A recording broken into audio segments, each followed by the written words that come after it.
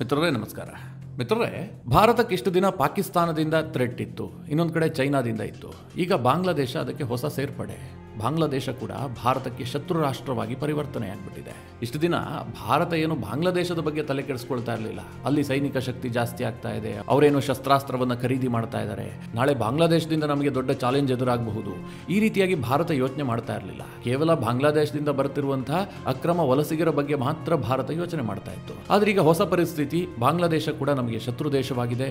ಭಾರತ ಮತ್ತು ಬಾಂಗ್ಲಾದ ನಡುವೆ ಏನಾದರೂ ಯುದ್ಧ ಆಗ್ಬಿಡುತ್ತಾ, ಭಾರತ ಬಾಂಗ್ಲಾದೇಶವನ್ನು ವಿಭಜನೆ ಮಾಡೋದಕ್ಕೆ ಮುಂದಾಗುತ್ತಾ, ಈ ರೀತಿಯ ಚರ್ಚೆಗಳೆಲ್ಲವೂ ಕೂಡ ನಡೀತಾ ಇದೆ. ಇದರ ನಡುವೆ ಭಾರತ ಶಸ್ತ್ರಾಸ್ತ್ರವನ್ನು ಖರೀದಿ ಮಾಡೋದಕ್ಕೆ ಹೆಚ್ಚು ಉತ್ಸುಕವಾಗಿದೆ. ಅಂದ್ರೆ ಹೊಸ ಹೊಸ ಒಪ್ಪಂದಗಳನ್ನು ಮಾಡಿಕೊಳ್ತಾ ಇದ್ದಾರೆ. ಒಂದು ಹಂತದಲ್ಲಿ ಕೆಲ ಡಿಫೆನ್ಸ್ ಎಕ್ಸ್ಪರ್ಟ್ಗಳು ಹೇಳ್ತಾ ಇದ್ದಾರೆ, ಭಾರತ ಯಾವುದೇ ಕ್ಷಣದಲ್ಲಿ ಬೇಕಾದರೂ ಯುದ್ಧಕ್ಕೆ ಸಿದ್ಧರಾಗಿರಬೇಕು ಅನ್ನುವ ತೀರ್ಮಾನಕ್ಕೆ ಬಂದಂತೆ ಕಾಣ್ತಾ ಇದೆ. ಈ ರೀತಿಯಾಗಿ ಭಾರತದ ನಡೆಗಳಿದೆ ಅಂತ ಕೆಲವರು ವಿಶ್ಲೇಷಣೆ ಮಾಡ್ತಾ ಇದ್ದಾರೆ. ಸದ್ಯ ಮಿತ್ರರೇ, ಭಾರತದ ರಕ್ಷಣಾ ಇಲಾಖೆ ಬರೋಬ್ಬರಿ 20,000 ಕೋಟಿ ಮೊತ್ತದ ಒಂದು ತುಂಬಾ ಇಂಪಾರ್ಟೆಂಟ್ ಆದಂತಹ ಡಿಫೆನ್ಸ್ ಡೀಲ್ ಅನ್ನು ಮಾಡಿಕೊಂಡಿದೆ. ಏನದು ಡಿಫೆನ್ಸ್ ಡೀಲ್? ಯಾಕೋಸ್ಕರವಾಗಿ ಇದಕ್ಕೆ ಮಹತ್ವ ಇದೆ? ಈಗಲೇ ಇಷ್ಟೊಂದು ದೊಡ್ಡ ಮೊತ್ತದ ಡಿಫೆನ್ಸ್ ಇಕ್ವಿಪ್ಮೆಂಟ್ ಗಳನ್ನ ಭಾರತ ಯಾಕೆ ಖರೀದಿ ಮಾಡ್ತಾ ಇದೆ? ಇದಕ್ಕೂ ಯುದ್ಧ ಸಿದ್ಧತೆಗೂ ಏನಾದರೂ ಡೈರೆಕ್ಟ್ ಲಿಂಕ್ ಇದೆಯಾ? ಇದೆಲ್ಲದನ್ನ ಈ ವಿಡಿಯೋದಲ್ಲಿ ನಿಮಗೆ ಡೀಟೇಲ್ ಆಗಿ ತಿಳಿಸ್ಕೊಡುವಂತಹ ಪ್ರಯತ್ನ ಮಾಡ್ತೀನಿ. ನೀವು ಈ ವಿಡಿಯೋನ ಕೊನೆವರೆಗೂ ಮಿಸ್ ಮಾಡದೆ ನೋಡಿ. ಮಿತ್ರರೇ, ಇತ್ತೀಚೆಗೆ ನಮ್ಮ ರಕ್ಷಣಾ ಸಚಿವ ರಾಜನಾಥ್ ಸಿಂಗ್ ರಷ್ಯಾ ಪ್ರವಾಸವನ್ನ ಮಾಡಿದ್ರು. INS ತುಶೀಲ್ ಕಮಿಷನ್ ಮಾಡೋದಕ್ಕೋಸ್ಕರವಾಗಿ ರಕ್ಷಣಾ ಸಚಿವರು ಅಲ್ಲಿ ಹೋಗಿದ್ರು. ಇದಾಗಿ ಕೆಲವೇ ಗಂಟೆಗಳಲ್ಲಿ ಭಾರತದಲ್ಲೊಂದು ಡೆವಲಪ್ಮೆಂಟ್ ನಡೆದಿದೆ. ಅದೇನು ಕೇಳಿದ್ರೆ, ಭಾರತದ ರಕ್ಷಣಾ ಇಲಾಖೆ ಬರೋಬ್ಬರಿ 20,000 ಕೋಟಿ ಮೊತ್ತದ ಒಪ್ಪಂದವನ್ನ ಮಾಡಿಕೊಂಡಿದೆ. ಈ ಒಪ್ಪಂದದಲ್ಲಿ 12 ಸುಖೋಯ್ ಯುದ್ಧ ವಿಮಾನಗಳನ್ನು ಖರೀದಿ ಮಾಡಲಾಗುತ್ತೆ. ಜೊತೆಗೆ K9 ವಜ್ರಗಳನ್ನು ಕೂಡ ಖರೀದಿ ಮಾಡಲಾಗ್ತಾ ಇದೆ. ಅದು ಕೂಡ 100 ವಜ್ರವನ್ನು ಖರೀದಿ ಮಾಡಲಾಗ್ತಾ ಇದೆ. ಏನಿದು ಸುಖೋಯ್ 30 ಮಾರ್ಕ್ 1 ಹಾಗೂ K9 ವಜ್ರದ ವಿಶೇಷತೆಗಳೇನು ನೋಡೋದಾದ್ರೆ, ಇವತ್ತು ಮಿತ್ರರೇ, ಭಾರತದ ಸೇನೆಗೆ 42 ಸ್ಕ್ವಾಡ್ರನ್ ಯುದ್ಧ ವಿಮಾನಗಳು ಬೇಕು. ಒಂದು ಸ್ಕ್ವಾಡ್ರನ್ ಯುದ್ಧ ವಿಮಾನಗಳು ಅಂತಂದ್ರೆ 18 ಇರ್ತವೆ. ಒಂದು ಸ್ಕ್ವಾಡ್ರನ್ ನಲ್ಲಿ 18 ಯುದ್ಧ ವಿಮಾನಗಳು ಇರ್ತವೆ. ಹಾಗೆ 42 ಸ್ಕ್ವಾಡ್ರನ್ಗಳು ಭಾರತಕ್ಕೆ ಬೇಕು. ಆದ್ರೆ ಸದ್ಯ ಇರುವಂತಹದ್ದು ಅಂದ್ರೆ ಕಮಿಷನ್ ಆಗಿರುವಂತಹದ್ದು, ಈಗ ಬೇಕಾದ್ರೂ ಈ ಯುದ್ಧ ವಿಮಾನಗಳು ರೆಡಿಯಾಗಿದ್ದಾವೆ ಅಂತ ಹೇಳುವಂತ 31 ಸ್ಕ್ವಾಡ್ರನ್ ಮಾತ್ರ ಭಾರತದ ಬಳಿಯಲ್ಲಿದೆ. 11 ಸ್ಕ್ವಾಡ್ರನ್ಗಳ ಕೊರತೆಯನ್ನ ಭಾರತದ ವಾಯುಪಡೆ ಎದುರಿಸ್ತಾ ಇದೆ. ಮಿತ್ರರೇ, 11 ಸ್ಕ್ವಾಡ್ರನ್ ಅಂದ್ರೆ ಕಡಿಮೆ ಸಂಖ್ಯೆ ಅಲ್ಲ. ಒಟ್ಟು 198 ಯುದ್ಧ ವಿಮಾನದ ಕೊರತೆಯನ್ನ ಭಾರತದ ವಾಯುಪಡೆ ಎದುರಿಸ್ತಾ ಇದೆ. ದೊಡ್ಡ ಪ್ರಮಾಣದಲ್ಲಿ ನಮಗೆ ಕೊರತೆ ಇದೆ. ಇದಕ್ಕೋಸ್ಕರವಾಗಿ ಭಾರತ ಅನೇಕ ಪ್ಲಾನ್ ಮಾಡಿಕೊಂಡಿದೆ. ಈ ಯುದ್ಧ ವಿಮಾನಗಳ ಕೊರತೆ ಇದ್ದಿದ್ದೆ, ವಾಯುಪಡೆ ಕೇಳುತ್ತೆ, ಅಷ್ಟನ್ನ ಸರ್ಕಾರ ಕೊಡೋದಿಲ್ಲ, ಹಂತ ಹಂತವಾಗಿ ಭರ್ತಿ ಮಾಡೋದಕ್ಕೆ ಮುಂದಾಗುತ್ತೆ.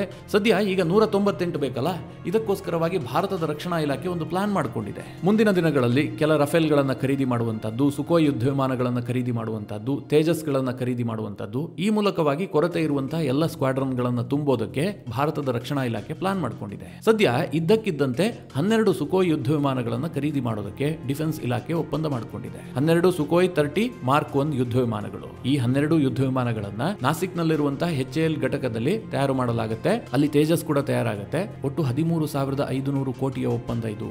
12 ಯುದ್ಧ ವಿಮಾನಗಳಿಗೆ 13,500 ಕೋಟಿಯನ್ನ ಭಾರತ ವೆಚ್ಚ ಮಾಡ್ತಾ ಇದೆ. ಬಹಳ ಇಂಟ್ರೆಸ್ಟಿಂಗ್ ವಿಚಾರ ಏನು ಕೇಳಿದ್ರೆ, ಈ 12 ಸುಖೋಯ್ ಯುದ್ಧ ವಿಮಾನಗಳಲ್ಲಿ 62.6% ಭಾರತದ ಉಪಕರಣಗಳನ್ನು ಬಳಸಲಾಗುತ್ತೆ. ಅಂದ್ರೆ ಭಾರತದಲ್ಲೇ ತಯಾರಾದಂತಹ ಇಂಡಿಜಿನಿಯಸ್ ಉಪಕರಣಗಳು ಇದನ್ನ ಬಳಸಲಾಗುತ್ತೆ. ಉಳಿದಂತಹ ಒಂದು 37.5% ಉಪಕರಣಗಳನ್ನ ವಿದೇಶದಿಂದ ತರಿಸಿಕೊಳ್ಳಲಾಗುತ್ತೆ, ಮುಖ್ಯವಾಗಿ ರಷ್ಯಾದಿಂದ.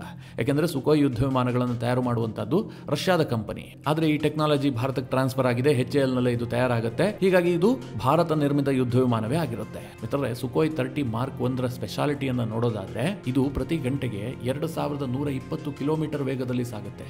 ಯೋಚನೆ ಮಾಡಿ ಮಿತ್ರರೇ, ಪ್ರತಿ ಗಂಟೆಗೆ 2120 ಕಿಲೋಮೀಟರ್ ವೇಗ. ಹಾಗೆ ಇದರ ರೇಂಜ್ ಬಂದ್ಬಿಟ್ಟು 3,000 ಕಿಲೋಮೀಟರ್. ಒಮ್ಮೆಗೆ ಇದಕ್ಕೆ ಇಂಧನವನ್ನ ಭರ್ತಿ ಮಾಡಿ ಹಾರಿಸಿದ್ರೆ 3,000 ಕಿಲೋಮೀಟರ್ನಷ್ಟು ಇದು ಕ್ರಮಿಸುತ್ತೆ.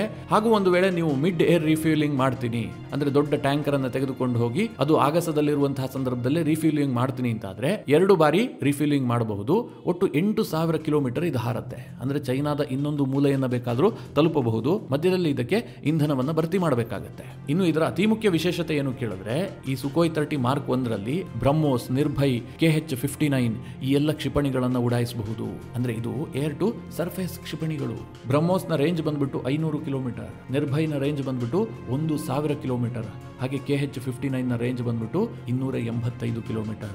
ಆಗಸದಲ್ಲಿರುವಂತಹ ಸಂದರ್ಭದಲ್ಲೇ ನೀವು ಭೂಮಿಯನ್ನ ಗುರಿಯಾಗಿಸಿ, ಈಗ ಉದಾಹರಣೆಗೆ ಬಾಂಗ್ಲಾದೇಶದಲ್ಲಿ ಯಾವುದೋ ಒಂದು ಯುದ್ಧಾಸ್ತ್ರವನ್ನ ಅಡಗಿಸಿಟ್ಟಂತಹ ಒಂದು ಪ್ರದೇಶ ಇದೆಯಪ್ಪ, ಅಲ್ಲಿ ಸಾಕಷ್ಟು ಶಸ್ತ್ರಾಸ್ತ್ರಗಳನ್ನ ಅಡಗಿಸಿದ್ದಾರೆ ಎನ್ನುವಂತ ಮಾಹಿತಿ ಬರುತ್ತೆ. ನಾವು ಕೋಲ್ಕತ್ತಾದ ಯಾವುದೋ ಒಂದು ಏರ್ ಬೇಸ್ ನಲ್ಲಿ ನಿಂತ್ಕೊಂಡು ಆಗಸದಲ್ಲಿ ಹಾರ್ತಾ ಇರುವಂತಹ ಸಂದರ್ಭದಲ್ಲಿ ಅದನ್ನ ಗುರಿಯಾಗಿಸಿ ದಾಳಿ ಮಾಡಿಬಿಡಬಹುದು. ಮಿತ್ರರೇ, ಒಮ್ಮೆ ಬ್ರಹ್ಮೋಸ್ ಅನ್ನು ಲಾಂಚ್ ಮಾಡಿದ್ರೆ ಅದು ನಿಗದಿತ ಗುರಿಯನ್ನು ತಲುಪುತ್ತೆ, ಅದನ್ನ ತಡೆಯೋದಕ್ಕೆ ಸಾಧ್ಯವೇ ಇಲ್ಲ.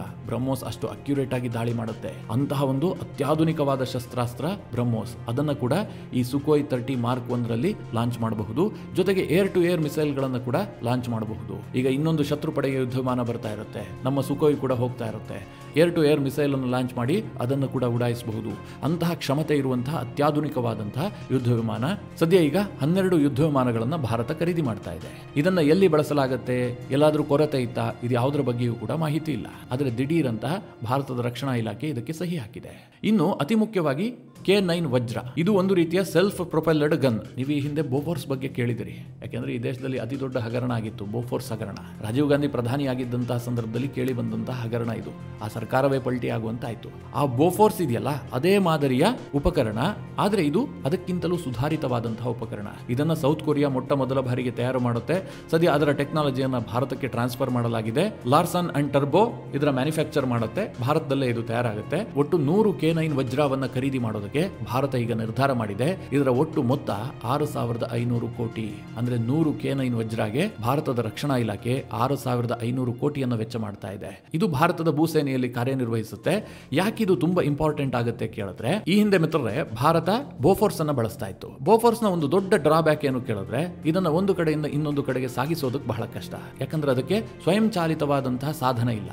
ನೀವು ಬೇರೆ ಒಂದು ಟ್ರಕ್ಗೆ ಅದನ್ನು ಅಳವಡಿಸಬೇಕು, ಟ್ರಕ್ ಮೂಲಕವಾಗಿ ತೆಗೆದುಕೊಂಡು ಹೋಗಬೇಕು. ಇದರಿಂದ ಅನೇಕ ಸಮಸ್ಯೆಗಳು ಎದುರಾಗ್ತವೆ. ಈ ಹಿಂದೆ ಇದು ವರ್ಕ್ ಆಗ್ತಾ ಇತ್ತು, ಆದ್ರೆ ಈಗ ವರ್ಕ್ ಆಗೋದಿಲ್ಲ. ಯಾಕಂದ್ರೆ ಇವತ್ತು ಯುದ್ಧದ ಗತಿಯೇ ಬದಲಾಗ್ಬಿಟ್ಟಿದೆ. ನಾವೀಗ ಬೋಫೋರ್ಸ್ ಅನ್ನ ಬಳಸಿ ಯುದ್ಧ ಮಾಡ್ತೀವಿ ಅಂತಂದ್ರೆ ಶತ್ರು ಪಡೆ ಈಸಿಯಾಗಿ ಅದನ್ನು ಹೊಡೆದಾಕ್ಬಿಡುತ್ತೆ. ಅದಕ್ಕೋಸ್ಕರವಾಗಿ ಭಾರತ ಏನ್ ಮಾಡ್ತು, K9 ವಜ್ರದ ಖರೀದಿಗೆ ಮುಂದಾಯಿತು.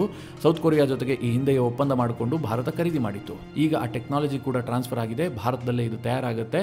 ಇದರ ವಿಶೇಷತೆಯನ್ನು ನೋಡೋದಾದ್ರೆ, ಇದೊಂದು ರೀತಿಯಲ್ಲಿ ಟ್ಯಾಂಕ್ ಪ್ಲಸ್ ಆರ್ಟಿಲರಿ. ಇದು ಸ್ವಯಂ ಚಾಲಿತವಾಗಿ ಸಾಗುತ್ತೆ. ಒಂದು ಕಡೆಯಿಂದ ಇನ್ನೊಂದು ಕಡೆಗೆ ಹೋಗೋದಕ್ಕೆ ಇದಕ್ಕೆ ಬೇರೆ ವಾಹನದ ಅವಶ್ಯಕತೆ ಇಲ್ಲ, ಇದೇ ಸಾಗುತ್ತೆ. ಇದರಲ್ಲಿ ದೊಡ್ಡದಾದಂತಹ ಒಂದು ಚೈನ್ ಸಿಸ್ಟಮ್ ಇರುತ್ತೆ. ಹೀಗಾಗಿ ಇದು ಮರಳುಗಾಡಲ್ಲಿ ಬೇಕಾದ್ರೂ ಹೋಗುತ್ತೆ, ಹಿಮ ಬಿದ್ದಂತಹ ಪ್ರದೇಶದಲ್ಲಿ ಬೇಕಾದ್ರೂ ಹೋಗುತ್ತೆ, ಗುಡ್ಡಗಾಡು ಪ್ರದೇಶದಲ್ಲಿ ಬೇಕಾದ್ರೂ ಹೋಗುತ್ತೆ. ಎಲ್ಲಾ ರೀತಿಯ ಭೂಮಿಯಲ್ಲೂ ಕೂಡ ಈಸಿಯಾಗಿ ಸಂಚಾರ ಮಾಡುವಂತಹ ಒಂದು ಸಾಧನ ಇದು. ಇದರ ಸಾಮರ್ಥ್ಯ ಈಗಾಗಲೇ ಪ್ರೂವ್ ಆಗಿದೆ. ಸೌತ್ ಕೊರಿಯಾ ಇದನ್ನ ದೊಡ್ಡ ಸಂಖ್ಯೆಯಲ್ಲಿ ಬಳಸ್ತಾ ಇದೆ. ಭಾರತ ಈ ಹಿಂದೆಯೇ 100 K9 ವಜ್ರವನ್ನ ಖರೀದಿ ಮಾಡಿತ್ತು.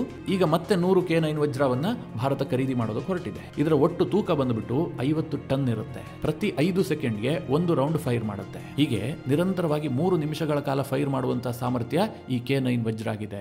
ಈಗ ಇರುವಂತಹದ್ದು ಮಿತ್ರರೇ, ಯಾಕೋಸ್ಕರವಾಗಿ ಭಾರತ ಈ ರೀತಿಯಾಗಿ ಹೊಸ ಹೊಸ ಒಪ್ಪಂದವನ್ನು ಮಾಡಿಕೊಳ್ತಾ ಇದೆ, ಶಸ್ತ್ರಾಸ್ತ್ರದ ಸಂಗ್ರಹ ಜಾಸ್ತಿ ಮಾಡಿಕೊಳ್ತಾ ಇದೆ.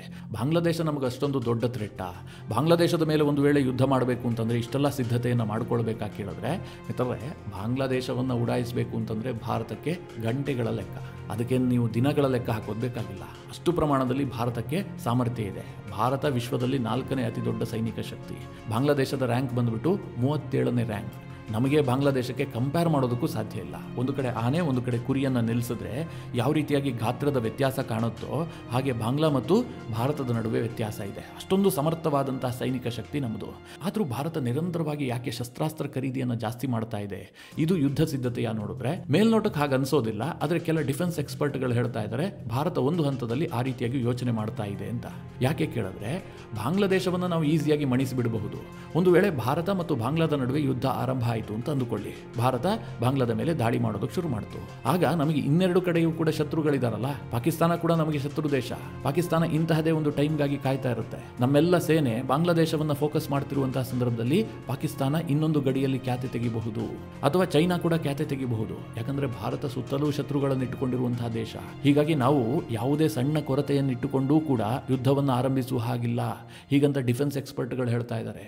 ಇದೇ ಕಾರಣದಿಂದ ಭಾರತ ನಿರಂತರವಾಗಿ ಶಸ್ತ್ರಾಸ್ತ್ರವನ್ನು ಖರೀದಿ ಮಾಡ್ತಾ ಇದೆ. ಬಾಂಗ್ಲಾದೇಶ ಈಗ ಶತ್ರು ದೇಶವಾಗಿ ಮಾರ್ಪಟ್ಟ ಕಾರಣದಿಂದಾಗಿ ಮುಂದಿನ ಕೆಲ ವರ್ಷದಲ್ಲಿ ಭಾರತ ತನ್ನ ಶಸ್ತ್ರಾಸ್ತ್ರ ಸಂಗ್ರಹವನ್ನು ಇನ್ನಷ್ಟು ಜಾಸ್ತಿ ಮಾಡುತ್ತೆ. ಯಾಕಂದ್ರೆ ನಾವು ಇನ್ನೊಂದು ಏರಿಯಾದಲ್ಲೂ ಕೂಡ ಹೆಚ್ಚು ಫೋಕಸ್ ಮಾಡಬೇಕಾಗಿ ಬರುತ್ತೆ. ಇಷ್ಟು ದಿನ ನಾವು ಪಾಕಿಸ್ತಾನ, ಚೀನಾ ಅಂತ ಹೇಳಿ ಆ ಭಾಗದಲ್ಲಿ ಮಾತ್ರ ಹೆಚ್ಚು ಕಾನ್ಸಂಟ್ರೇಟ್ ಮಾಡ್ತಾ ಇದ್ವಿ. ಈಗ ಬಾಂಗ್ಲಾದ ಕಡೆಗೂ ಕೂಡ ನಾವು ಕಾನ್ಸಂಟ್ರೇಟ್ ಮಾಡಬೇಕು. ಈ ಕಾರಣದಿಂದಾಗಿ ಭಾರತದ ಶಸ್ತ್ರಾಸ್ತ್ರ ಸಂಗ್ರಹ ವಿಪರೀತ ಪ್ರಮಾಣದಲ್ಲಿ ಜಾಸ್ತಿ ಆಗುತ್ತೆ ಅಂತ ಕೆಲವರು ಅಭಿಪ್ರಾಯ ಪಡ್ತಾ ಇದ್ದಾರೆ. ಮಿತ್ರರೇ, ಈ ಬಗ್ಗೆ ನೀವೇನು ಹೇಳ್ತೀರಿ? ನಿಮ್ಮ ಅನಿಸಿಕೆ ಅಭಿಪ್ರಾಯವನ್ನು ಕಮೆಂಟ್ ಮಾಡುವ ಮೂಲಕ ನಮಗೆ ತಿಳಿಸಿ. ಹಾಗೆ ನಿಮಗೆ ಈ ವಿಡಿಯೋ ಇಷ್ಟವಾದರೆ ಲೈಕ್ ಮಾಡಿ. ಜೊತೆಗೆ ನೀವಿನ್ನೂ ನಿಮ್ಮ ನೆಚ್ಚಿನ ಸಂಸ್ಕಾರ ಸೌರಭ ಯೂಟ್ಯೂಬ್ ಚಾನಲ್ನ ಸಬ್ಸ್ಕ್ರೈಬ್ ಮಾಡಿಲ್ಲ ಅಂತಾದರೆ ಈ ಕೂಡಲೇ ಸಬ್ಸ್ಕ್ರೈಬ್ ಮಾಡಿ. ಮುಂದಿನ ಎಲ್ಲ ಅಪ್ಡೇಟ್ಗಳ ನೋಟಿಫಿಕೇಷನ್ಗಾಗಿ ಬೆಲ್ ಐಕಾನ್ ಒತ್ತಿ.